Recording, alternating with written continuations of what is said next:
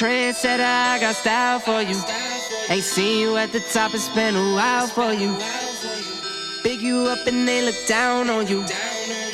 Take one loss, no one's around for you. I won't stop, no, no, no, no, no, no, no. I won't stop, I won't stop.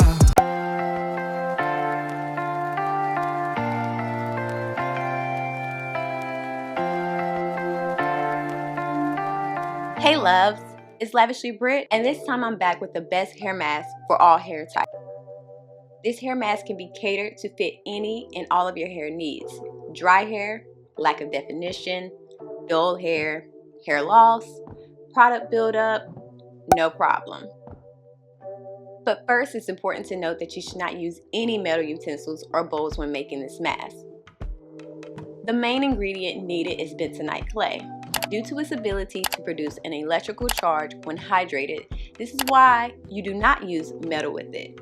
Upon contact with fluid, its electrical components change, carrying a strong negative charge, which bonds to the positive charge in many toxins. The benefits of bentonite clay for your hair are miraculous. The clay is able to remove toxins, dead skin cells, cleanse hair follicles of oil and buildup. The clay contains many minerals that are essential for hair growth and add shine to your hair. My recipe calls for 1 cup of bentonite clay. However, you can tailor this amount to your hair's density and length.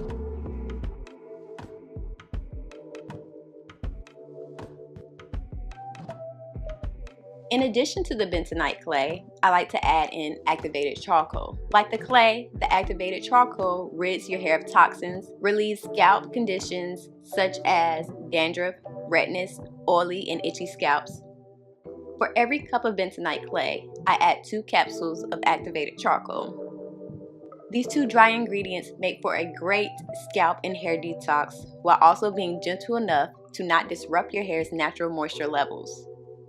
Now it's time to hydrate these dry ingredients, but remember not to use a metal utensil as this will cancel out any benefits of the bentonite clay. Aloe vera gel and apple cider vinegar are my 2 hydrating ingredients of choice, but feel free to use both or just one, or you can opt for water instead. I like to use equal parts of both wet ingredients because there are great benefits from them both. Apple cider vinegar is known to help dull, brittle, and frizzy hair. The antimicrobial properties help control the bacteria or fungi that can lead to scalp and hair problems.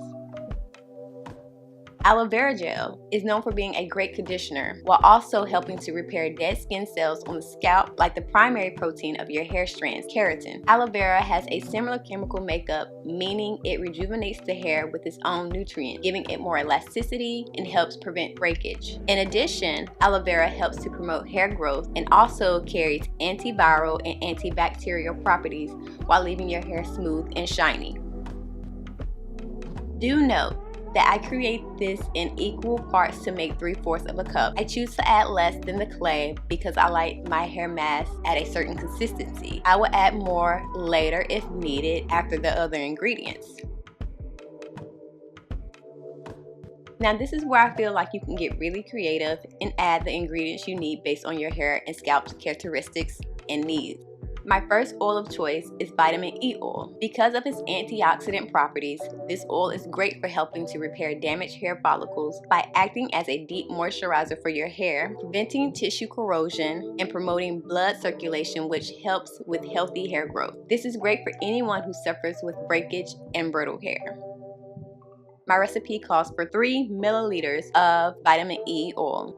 Like vitamin E, argan oil is a highly beneficial oil, rich in nutrients and vitamins A, C, E, linoleic acid, and omega-6 fatty acids. Makes it great for softening hair strands, taming frizz, manageability, and shinier hair.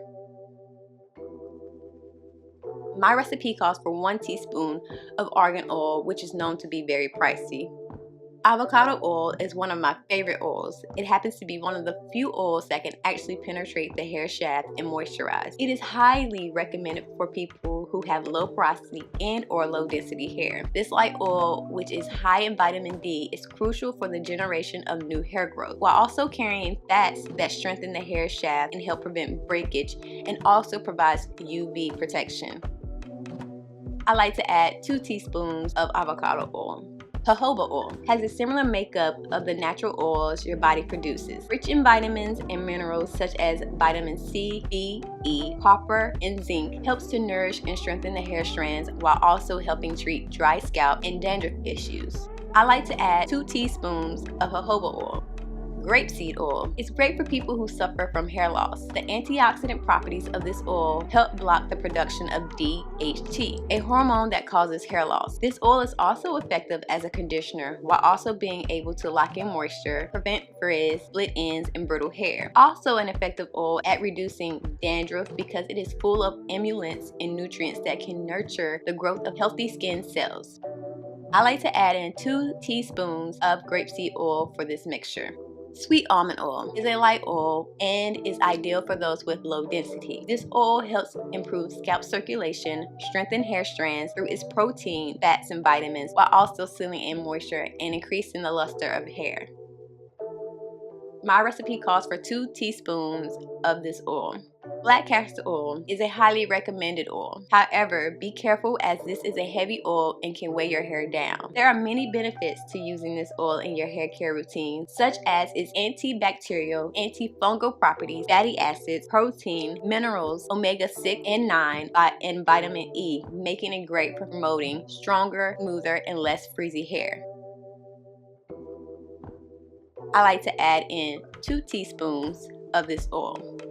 All of the previous oils mentioned will be categorized as carrier oils. These next oils are known as essential oils. Rosemary oil is a great option for its anti-inflammatory properties and its ability to strengthen circulation, which can help with hair loss. This oil is also recommended to help prevent premature graying, dandruff, and dry or itchy scalp.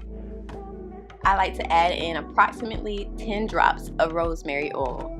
Tea tree oil is among one of my favorite essential oils. This oil is great for its antifungal, antibacterial, antimicrobial, antiseptic, and antiviral properties. This oil is one of the major contributing factors that helped me grow my edges back after postpartum shedding because of its effectiveness to increase hair growth. But be careful to not use too much of this oil as it can have opposite effects. I use approximately 10 drops of tea tree oil.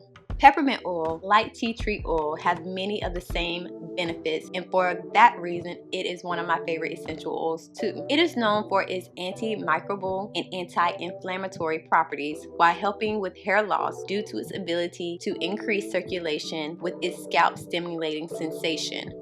I like to add in approximately 10 drops of peppermint oil as well. Lavender oil is usually sought after for its soothing sensation. However, it is great for deep conditioning the hair, controlling dandruff, and adding shine to hair strands. I like to add in approximately 5 to 7 drops. Now it's time to start mixing all of these ingredients. As you can see, the mixture is moist, but there isn't enough liquid to dry ingredients to give it the consistency that I like. As I stated earlier, I like to add in additional apple cider vinegar and aloe vera gel. This allows me more control over the consistency after adding in all of the oils. So with that being said, I add in 1/4 of a cup of apple cider vinegar, then mix.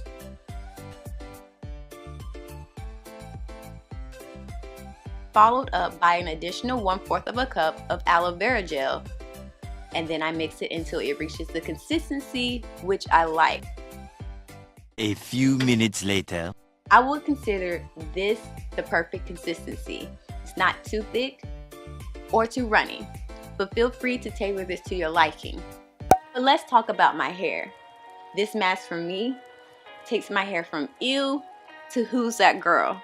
In order to highly benefit from this hair mask, I suggest you gently section off your hair to work in smaller sections to ensure that you thoroughly coat all of your hair strands and scalp. Start off by saturating your hair with warm water and lightly detangling. You can use your fingers, a wide tooth comb, a paddle brush. Once you've done this, apply the hair mask from root to tip, ensuring that you are not neglecting your scalp. There are a lot of ingredients in this mask that can be highly beneficial to your scalp's health, which can then help promote hair growth. For